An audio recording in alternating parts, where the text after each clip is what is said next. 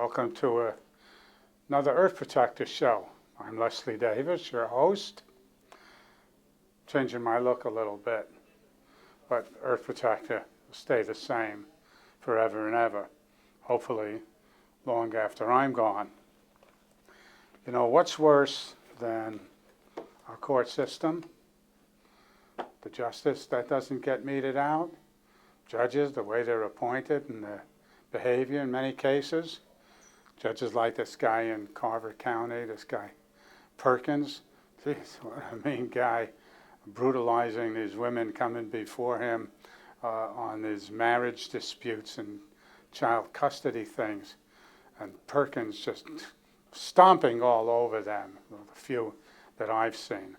Wormaker down in Hastings. Roseanne Nathanson, what a rotten person she is. Appointed by Jesse Ventura, who went to her for some help, and she helped him victimize me. Roseanne Nathanson, Michael Fetch, Donovan Frank, federal.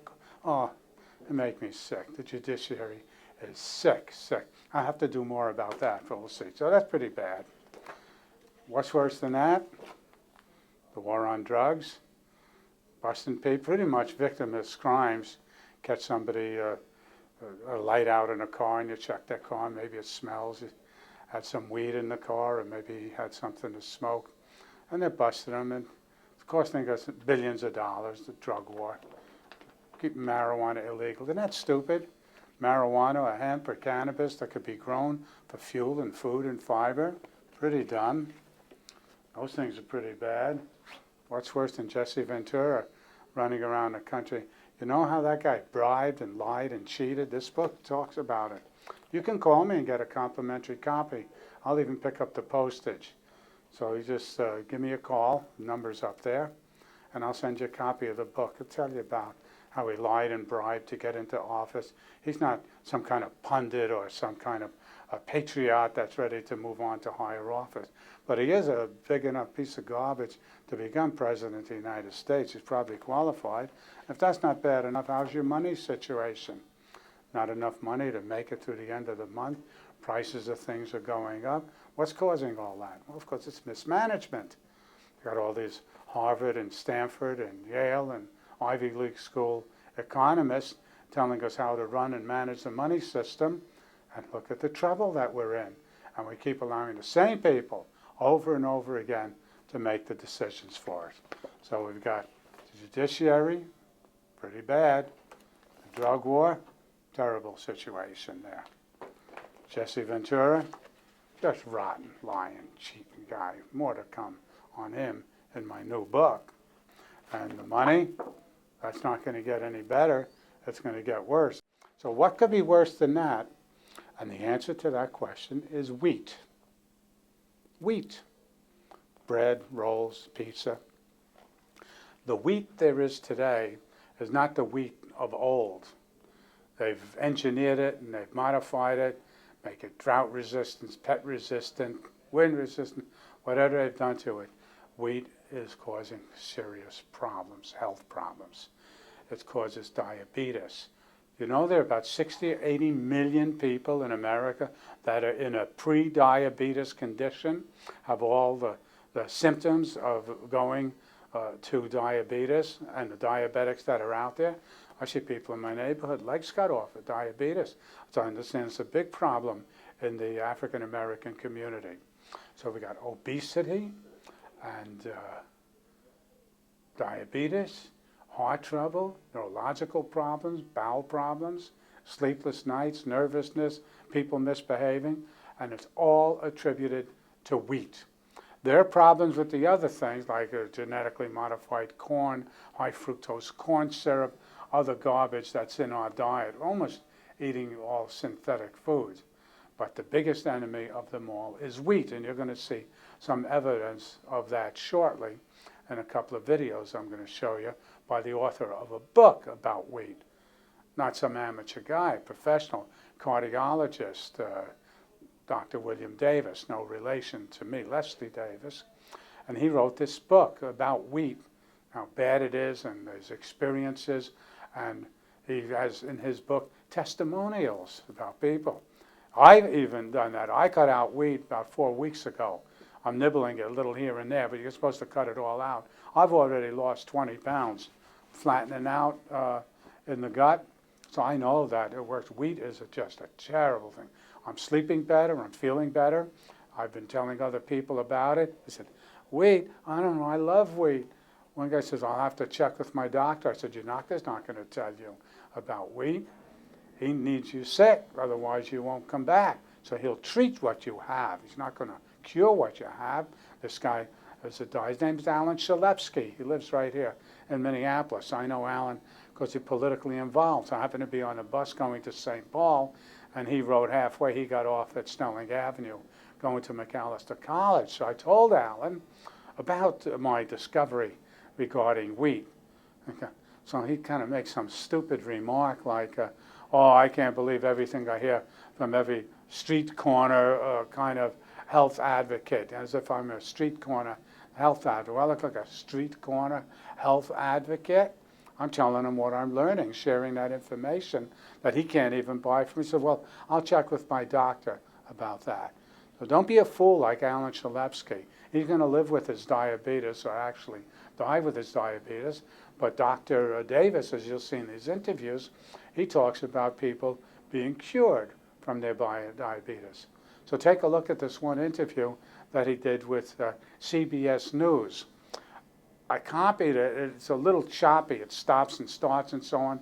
But be a little patient, look at it, because your life is at stake. The health and welfare of your family. You're feeding the kids wheat. You're poisoning them. You're shooting it right into their body. And I know you love your kids, otherwise you wouldn't have them and you're spending money with them. So take a look at this CBS interview. Dr. William Davis is a cardiologist and author of the best-selling book, Wheat Belly, Lose the Wheat, Lose the Weight, and Find Your Path Back to Health. Doctor, good morning. Good morning. Happy Labor Day. You too. Why, in your estimation, is wheat so bad? It's not wheat. It's an 18-inch tall plant created by genetics research in the 60s and 70s. This thing has many new features nobody told you about, such as there's a new protein in this thing called gliadin. We're not talking about gluten, so I'm not addressing the people who have gluten sensitivities and celiac disease. I'm talking about everybody else, because everybody else is susceptible, for instance, to the gliadin protein that is an opiate. This thing binds to the opiate receptors in your brain, and in most people stimulates appetite, such that you and I consume, on average, 440 more calories per day, 365 days per year. I bet you're hungry right now. I'm always hungry right now. We just the bagels on the front of the book here do look appetizing. That said, so it's not necessarily the wheat. It's the kind of wheat that we're eating. That's right. It's not the wheat that Mom had. It's not the wheat that Grandma had. It's a very different genetically changed plant. By the way, this all predates the techniques of genetic modification. So these techniques were crude, imprecise, unpredictable, far worse than modern genetic modification. So the stuff we're sold to us, no questions asked, is the product of research that occurred before the techniques of gene splicing. So this thing's very different, has many new, unique properties on humans. But the appetite stimulation effect is probably the most standout effect of all. But there are others. Would it be possible to turn back the clock and go back to the old wheat? I mean, is that scientifically possible at this point in time? It's very possible. It's economically unfeasible, probably, because this thing yields about tenfold more per acre. And so we'd have to ask farmers to take a loss in effect. We'd have to ask agribusiness to revert back to old seeds. They can do it. They probably won't do it. Now, we have sparked a movement, and we are having a lot of people. They're having record drops in sales because of this, because so many people. I think what's driving this is the tidal wave of change. If 3 people lost 8 pounds, well, big deal. This thing just dies and fizzles, right? But we're seeing hundreds of thousands of people losing 30, 80, 150 pounds, diabetics becoming no longer diabetic, people with arthritis having dramatic relief, people losing their legs swelling, acid reflux, irritable bowel syndrome, depression, on and on and on, every day. So here's the question. If people want to start eating healthier today, then, and they can't afford to go to a specialty store, they can't afford to manufacture their own wheat, what do they start doing right now? Eat real single ingredient foods. Eat avocados, olives, olive oil, meats, olives, vegetables. In other words, real food, the stuff that is least likely to have been changed by agribusiness, certainly not grains. So when I say grains, of course, over 90% of all grains we eat are going to be wheat. It's not barley, it's not millet, it's not flax. It's going to be wheat. So it's really a wheat issue. Wheat has been the recipient of this extensive set of changes. And yet there are a lot of farmers who deal in these grains who would argue otherwise. The Mayo Clinic argues otherwise. They say you need a well-balanced diet, and that includes wheat. That's right, because all that literature says if you replace something bad, white and rich flour products, with something less bad, whole grains, and there's an apparent health benefit, let's eat a whole bunch less bad things. So I take Tareyton unfiltered cigarettes replaced with Salem filtered cigarettes. You should smoke Salems. That is the logic of nutrition. It is a flawed, deeply flawed logic. What if we take the next step and say, let's eliminate all grains? What happens then? Particularly eliminate this modern thing created by genetics research called semi-dwarf wheat. That's when you see not improvements in health, that's when you see transformations in health. You gave me a weird look when I said I had a whole wheat bagel this morning. Well, you're working, and you got away with it. I was trying to fire up before the broadcast, but that, generally speaking, even the whole wheat, just to reiterate, you're saying is a bad idea. It's a very bad idea. In fact, I'll say modern wheat is a perfect chronic poison. It causes diabetes, it causes inflammation, it causes heart disease, it causes high blood pressure. Just because whole grains are less harmful than white flour does not make it a good thing. So we've got to use a whole new brand of clear logic on this. If we eliminate grains, eliminate wheat really, specifically semi-dwarf, high-yield wheat, that's when we see transformations. That's when you see all the diabetics get rid of their drugs. That's when you see people with rheumatoid arthritis throwing away all their drugs for joint pain. That's where you see high cholesterol going away. You see incredible transformations in health. Dr. William Davis is a cardiologist and author of the best-selling book, Wheat Belly, Lose the Wheat, Lose the Weight, and Find Your Path Back to Health. Dr. William Davis, CBS, talking about wheat, the poison, the biggest poison, a modern day poison. And he's a respected, known cardiologist, expert, medical guy.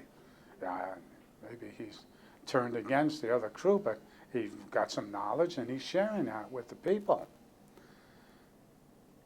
Here, take a little look at a commercial from General Mills. Their whole business is built on poisoning you. That's what they do. Even if it's oats. Oats, I understand, from Dr. Davis, are worse than the wheat. Take a look at a little clip of General Mills. Built this empire on our health, on our bodies. I eat cereal every morning, but never actually thought about where it comes from.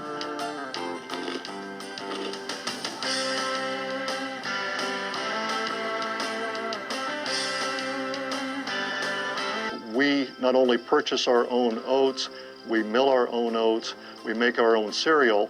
Our goal is that every box tastes the same as a box purchased a week ago, a month ago, or a year ago, and we're very careful about maintaining those standards. We grind all the components, the bran, the germ, and the endosperm to make flour. We move those through our conditioning process. It actually imparts toasted oat flavor to the oats that eventually turn into Cheerios and other whole grain cereals.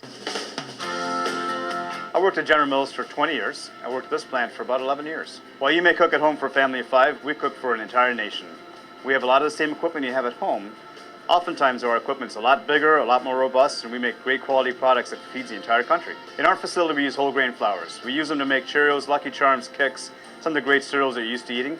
Whether we use oats or barley or corn or wheat, the process is essentially the same in terms of how we cook them. Once we receive the oat flour from the mill, we add a few ingredients to it. So we'll add water and salt and some other ingredients to it. We'll cook it up just like you would on a stove at home. We take extra time to cook the whole grain. We do it to create the flavors and textures that you love at home, so you've got a great bowl of cereal on your table. Next, the dough is shaped into the O's and the pillows and the flakes that you're used to seeing in our great products like Wheaties, Cheerios, Lucky Charms, and Chex. Once the cereal is made, we'll toast it, and that's where you get our Wheaties product, or we'll puff it like popcorn, and that's where you get Cheerios and Lucky Charms. We finish by adding ingredients like sugar, raisins, nuts, and then we'll add some nutrients like vitamin D and calcium to make our products robust and healthy. We manage our system so only the best cereals make it into the box, and those are the boxes that make it into your pantry and onto your shelf every day. The quality of your products is really, really important for us. My kid's first product, for example, was Cheerios. They grew up on it, and so do millions of other kids around the country. It's so important that we have great quality products that our kids can count on and the consumers can trust. So that's it. That's how grains make it from a field to a great box of General Mills cereal. Wow, there's a lot of good in that little bowl. According to Dr. Davis, they won't even be able to switch back. Say they wanted to go back and change to the old wheat. No, they went to this new wheat because it's shorter, it's easier for them to harvest, they could grow more per acre, and they got it designed so they could grow massive amounts of it. So the only hope of the wheatniks, whether they're bagels or pizza or whatever, they better start figuring out how to make something else. Because if you want to protect your life and the life of your family, this is our way out of this whole medical problem. All the health care costs will start coming down. Diabetes and heart disease and cancer and acne and respiratory problems will all start feeling better and sleeping better. You won't need all these sleeping pills and wake-up pills and go to the bathroom pills. You'll be healthier. We'll be eating real food, figuring out how to do that. Maybe we'll be eating less food. I know that I've cut back. I'm not as hungry as I used to be when I was a wheat eater. Going in and getting a big foot-long chunk of poison and a big submarine sandwich, man. And think about how often you eat wheat. Dr. Davis says that 2 slices of bread is like a couple of spoonfuls of sugar. And they think whole wheat is better. It's worse. So the things that you've been known, this is just going to be great for you. It's going to improve your health, your life. You'll go to the bathroom better. I bet you'll make love better. Everything's going to be better when you cut out wheat. Here's another interview with Dr. Davis up in Vancouver. He was up there for a convention. He did a broadcast interview. This one's about 6 minutes. Check it out. Wheat Belly, lose the weight, lose the wheat, joins me now in studio. Thanks for being here. My pleasure. Good morning. Welcome to Vancouver, and I know you're here for a convention, but this book, Wheat Belly, has certainly become part of the common vernacular recently. Everyone's talking about it. As a cardiologist, what on earth made you write a book about wheat? Well, wheat has changed, Lynn. The wheat of today is nothing like the wheat of 40 years ago. I was worried with my patients in my heart disease prevention practice that so darn many of them have diabetes or pre-diabetes at the start, and you can't have that situation and have control over heart disease risk. So I wanted to give a tool to people to give them better control over blood sugar. So I use a very simple fact, and that is the glycemic index of whole wheat is among the highest of all foods, such that 2 slices of whole wheat bread raise blood sugar higher than 6 teaspoons of table sugar.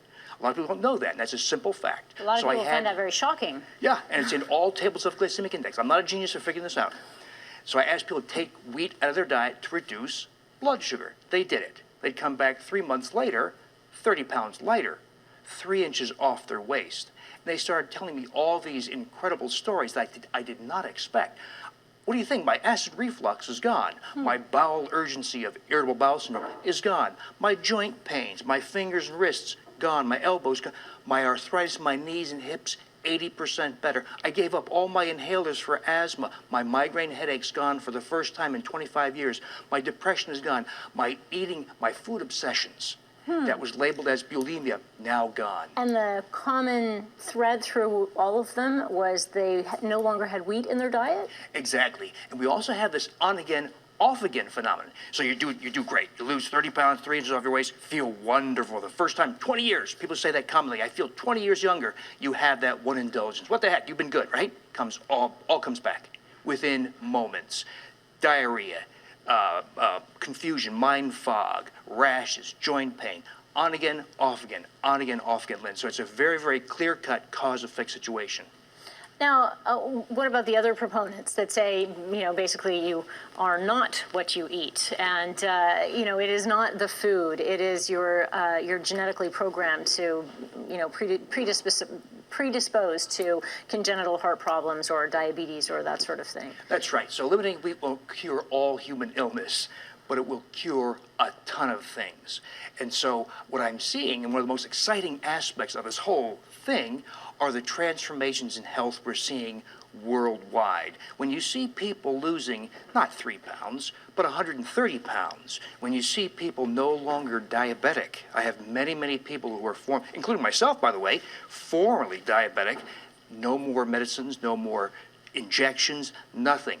So while it doesn't cure all human illness, gee, if it reduces exposure to these conditions in 50% of people, I'll take it. It's free. There's no drugs, no procedures. So what is your recommendation for people then if they take whole grains, which is considered one of the major food groups, out of their diet? Are we going to be lacking in something, or how do we make up for that? That's the fiction commonly propagated by the dietary community. If you replace wheat with Kool-Aid, fruit drinks, and soda, you will become deficient. But if you replace the lost calories of wheat with real foods, with meats, eggs, cheese, vegetables, avocados, olive oil, healthy, real foods, there is no deficiency that develops when you eliminate wheat. In fact, nutrient absorption is substantially improved when you remove the bowel-irritating effects of modern wheat. So actually, nutrient status improves. So this is a diet basically that people with celiac disease or who have gluten issues, who can't process gluten, this is something that they've been following for a while. I mean, you know, years ago, you go to a restaurant and ask if there was gluten in the meal, people wouldn't be able to tell you, you know, if it was or if it wasn't. You couldn't find gluten-free food at supermarkets. But now it seems to be the word of the week. It's everywhere right now. Is that because of this? I think I've contributed to it, but it's a big mistake. So gluten-free foods are a big blunder because what they've done is they've replaced wheat with other, what I call junk carbohydrates, rice starch, cornstarch, tapioca starch, and potato starch. Well, those things have other problems, sky-high blood sugars, cataracts, arthritis, and other problems. So you don't replace wheat and gluten with gluten-free foods because the problem is really not the gluten. The problem is the gliadin, for instance. There are many problems with this modern thing called wheat, but one of the big problems is gliadin. Gliadin is an appetite stimulant because it's an opiate that activates the opiate receptors in the human brain and causes increased appetite. Lose the wheat, lose the appetite. There's amylopectin A. That's why blood sugar goes so high after wheat. So it's not about gluten. It is about gluten for some people, but the rest of us, the 90% of the rest of Canada and the U.S., it's about the other things in modern wheat. And when you lose it, you have transformations of health. Now, we actually are out of time, but I just really wanted to quickly ask you one more question, because we talked about this off camera, how wheat is different, how it looks different from my grandmother's wheat is not the wheat we see today. Is it genetically modified? Is that the problem? All the changes introduced in modern wheat predate genetic modification using techniques that were crude, imprecise, and far worse than genetic modification. So modern wheat is an 18-inch tall plant, Lynn. It stands so high, not the wheat we remember, 4 feet tall. It is very biochemically and genetically unique. Okay, very interesting. Nice to meet you. Thanks so much for coming in. My pleasure. Dr. Bill Davis, Wheat Belly. Give it a read. It's got lots of interesting information and a lot of recipes at the back end as well if you're interested in knowing how to eat without wheat. All right, thanks so much. Nice to meet you. Same here, Lynn. Now, if you start to cut out your wheat, in 3 or 4 days, you'll start feeling better. But you got to plan out a little bit. You got to think about what you're going to have. So when you get snacking or hungry, or you're looking for those chips in front of the tube, you'll have some nuts ready to go, some mixed trail mix and certain nuts that are healthy. You go and find it. Get yourself a dietitian, go to the co-op store, and start putting in different things and snacks and treats so that you're not hungry and not missing that other stuff. You know, I stopped drinking milk. I used to love milk. But I drink almond chocolate milk. It's great. Almond chocolate. I'm going to tell everybody about it. The price is going to double and it's going to be sold out in the stores. But it's so wonderful. Almond Breeze, it's called. And I've got chocolate milk. I take the chocolate milk and I put in some shelled hemp seeds and the banana, a little cinnamon, make up a shake. I've got that in the morning. I'd like to have eggs and toast and hash browns and all that, but what for? If I'm eating this, you can have other things that, avocado, what's great? Avocado, you mix that up, a little mayo, you know, and you can have some of these rice crackers, so life doesn't end. Just going to have to modify the diet. Everything that you know about food, this whole pyramid that the United States Department of Agriculture sent out, they got to have 5 portions of grains and all that. Bunk. You replace that with other things, whether it's rice and the salsa, different things. You look it up. I'm not going to recommend what you should eat, but I'm telling you, knock off the wheat and stop giving it to your kids. This is the Earth Protector War on Wheat campaign. This is going to be ongoing. I showed you the CBS video, the Vancouver video. I showed you the General Mills little cereal plant. They add stuff in, they take stuff out. We don't even know what we're eating. We don't know what we're eating from the crops that they're adding in, genetically modifying. We don't know what they're putting into maltodextrin. You know what maltodextrin is? I don't know what it is. And I'm talking about the different vitamins that they put in batches, making tons and tons of that stuff. Come on, get some real food. Get a good fresh live tomato and some lettuce and some good nuts and an avocado and experience things like that. Dr. Davis talks about it being okay to eat meat and cheese and things like that. Well, I don't support that. I'm trying to get off animal products. I still eat cheese. I don't eat animals. But I'm going to try to get off that. And I don't like the synthetic cheese. It's pretty crummy stuff.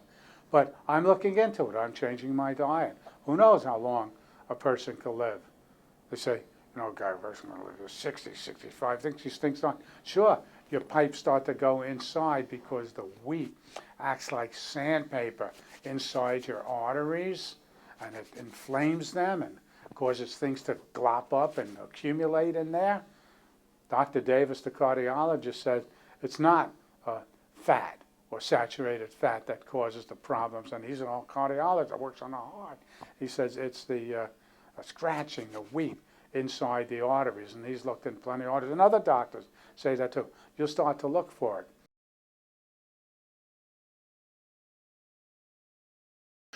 St. Paul, Minnesota, with Governor Jesse Ventura, the governor of Minnesota himself, a former Navy SEAL. The president says we're at war. How do you read that, Governor? Well, I agree wholeheartedly with the president, Larry, in the fact that this was a direct attack on the United States of America. And if you think back for a moment, you know, Pearl Harbor, as vicious as that was, it was still an attack against a military installation. This was an attack against our total civilian population. So I view this as even worse than Pearl Harbor. How about the question that you, being a veteran of one of the unique services, the Navy SEALs, about military preparedness? Are you satisfied with the United States' military capabilities? Well, I can't speak for all of the military, Larry, but I just got back from my annual SEAL team reunion the third week of August out in Coronado, California, and I can assure you the Navy SEALs are ready. They are always ready. They are well prepared. They are well financed, and they are highly motivated. So I have no worry about my old unit, and I expect the same from all the rest of the military units as well. I'm sure that they are ready, and they are in the process of being as prepared as they possibly can. Give me a holler, and I'll send you a copy of my book, Always Cheat About Jesse Ventura, because he's still out there, and now they don't call him a Navy SEAL anymore. They call him a former Navy veteran. And remember, wheat is worse than the war on drugs. Wheat is worse than the judiciary. He's worse than Donovan Frank, the judge, and Rowan Nathanson, the judge. And money, maybe you'll start cutting down on your food, cutting down on your diet. So this is the war on wheat. Leslie Davis, the Earth Protector. And if you want to know about Earth Protector, go to our website. It's up there. Thanks a lot for watching.